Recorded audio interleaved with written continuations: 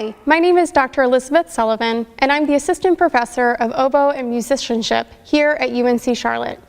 This year's solo is written by Mozart, and it's actually the quartet for oboe, violin, viola, and cello. There's a few things that applies to both the first and second movement. First, during the classical period, we would have been instructed to take no rubato, so be sure that you're practicing with your metronome and sticking to strict time.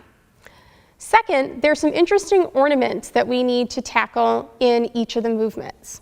Let's start with the first movement. A good recommended metronome marking for the first movement would be quarter note equals 108 to maybe 120. That's a good range to choose from. Be sure that you can play every measure in a very steady fashion, so don't worry about going too fast. Just do your best to play accurate. That's the most important thing.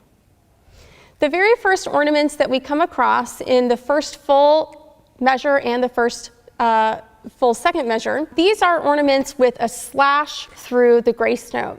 In Mozart's time, he used that to communicate to play those grace notes quickly rather than making them a full 16th note beat. We encountered the slow grace note later in this movement in measures 25 and 26. So let's take a look at those differences between the slash marks and then the grace notes with no slash marks. So the difference should sound like this.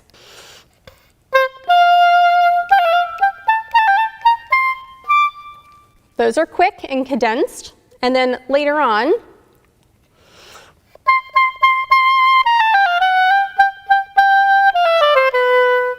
the grace notes without a slash mark through them become full 16th notes. So you'll play those measures as straight 4/16ths in a row, not as a grace note. The other ornamentation that we run into a little bit later is the group of 4/16th notes, then quickly followed by an 8th note and 2 sets of triplets. You're going to work on these grace notes by playing them directly on the second beat. Do your best to squeeze those 4 grace notes into the first half of beat 2 so that you can play the 8th note on the and of 2 as it's written in both of these measures.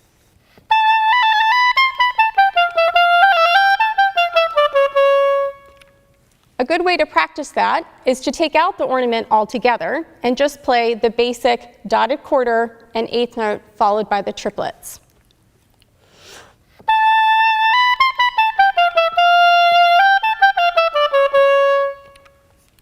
That way you get the basic rhythm built in, very steady, and then you can add your ornaments in after that.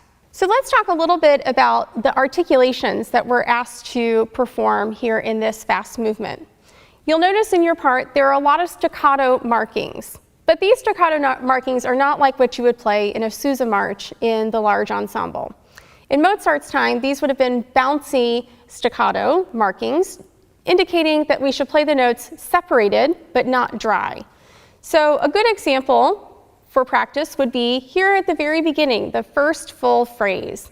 You have staccato marks over 8th notes followed by an 8th rest, and then the 8th notes that appear in a row. In some editions, depending on what edition you're playing from, there might even be staccato markings over the quarter notes that appear at the end of measure 3.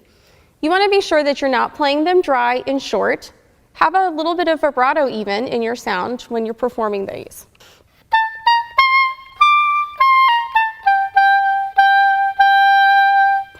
They should have some life to them and they should resonate quite a bit. One of the other things that I want to mention is the long string of 16th notes that you've probably been worrying about here before measure 36. You'll get another string of them in short bursts before 20 and at 53. A good way to practice this is actually more than half the tempo and actually get your 8th note on with the metronome and practice these very slowly. The way that they appear in measures 33 and 34 almost wants to trap you into playing them in groups of 2. Yada, yada, yada, yada, yada, yada. It's all slurred, so hopefully you're not adding any extra articulations, but the groups of 2 can be rather tricky. So if we practice them very slowly, we can get out any sort of hesitations or bumps in the sound. Something maybe as slow as this.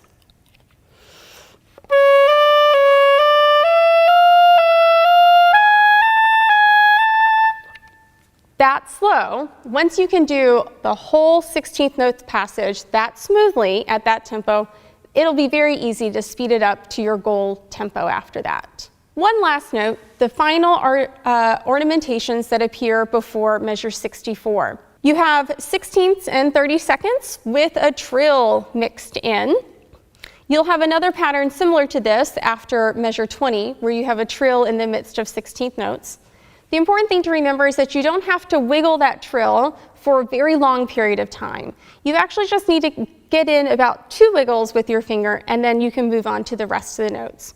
Oftentimes we think that we need to trill for much longer than that, and really a trill is just 2 or more wiggles. Lastly, these ornamentation groups happen on the and of the beat. So make sure that you're not trying to put them with your metronome downbeat. So dum, yada-da-dum, yada-da-dum, yada-da-dum, bum, ba-dum, just like that.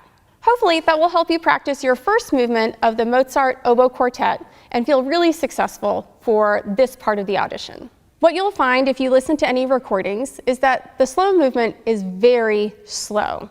You should get your metronome on actually counting the 8th note, and your 8th note pulse is going to be anywhere between 60 to maybe 66. Hopefully, counting the 8th note, these 32nd note passages will suddenly feel a lot easier because they're not that fast. Utilizing your 8th note as the pulse, your 32nd notes become just like 16ths, and your 16ths will become just like 8ths. The 16th triplets that appear in playing measure 6 become like 8th note triplets. So if we get our 8th note count on,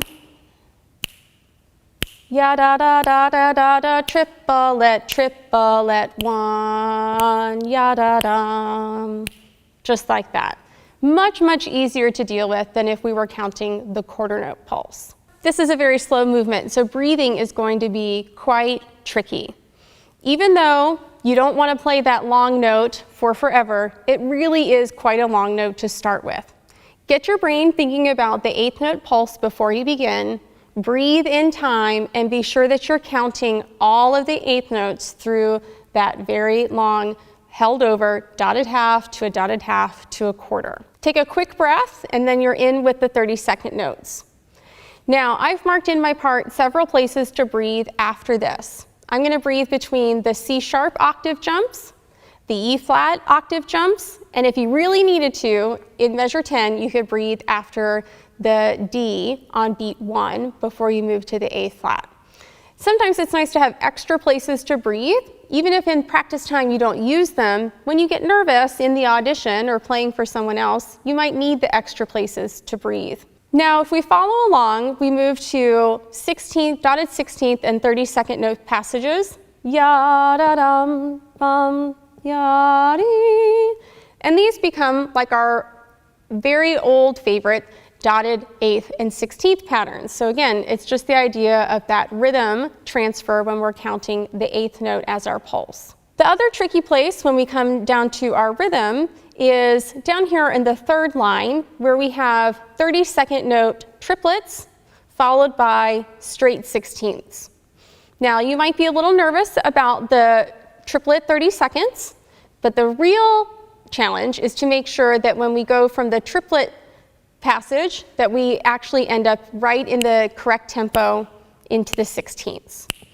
So the way that I would work on this, I often like to add slash marks to my part. So you're going to hear 2 clicks on the B flat, move into your 32nd note triplet passage, and then the big part of beat 2 is going to start on the 16th note. So ya, ya da da, 2 E and 3 E and same triplet 2 and 3 E and for those 2 measures. It's actually much more simple and straightforward than it looks on the page. Similar to the first movement, if you see a slash mark through a grace note, it means to play it as a quick grace note. If there's no slash mark through the tail of the grace note, that means to play it as a full 16th note. So we're going to run into this in 2 places. So if we come down to our 5th line in the music, right here in measure 20, that'll be the first place that you encounter it. There's a grace note E moving to a D at the beginning of the measure, and we're going to play this as straight 16ths. Not. And that's something that you just have to know about Mozart's music. It's not there in front of you, and so that's why you get to have these tips and tricks. One line later, you run into it once again, and you'll do the same thing, straight 16th notes rather than a quick grace note. Your trills that you run into here towards the end of the movement, they don't have to be super fast. You can be very expressive with them, especially the trill that you get to hold for 3/8 notes. You can start the trill a little bit slower, move into a faster trill before you finish the resolution pattern into measure 32. You might run into a little bit of breathing trouble here in the very last line. So every time that you get to have an 8th rest, I would go ahead and plan on an exhale and an inhale with your breathing. If you are feeling very tired by the end of this movement, you can even take some time in between the long quarter notes second from the end. That would be perfectly fine to breathe between the D and the F so that you have plenty of air left for that last high D. Now in Mozart's time, he wrote this for a wonderful oboist, Friedrich Ramm, and that particular oboist was known for his virtuosity and his technical ability. Mozart was really inspired by this musician, and which is why he wrote this oboe quartet.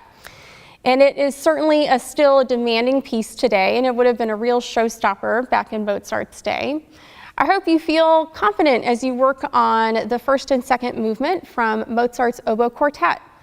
I'm Dr. Elizabeth Sullivan, and I'm wishing you happy practicing for your all-district material for the 2018-2019 school year.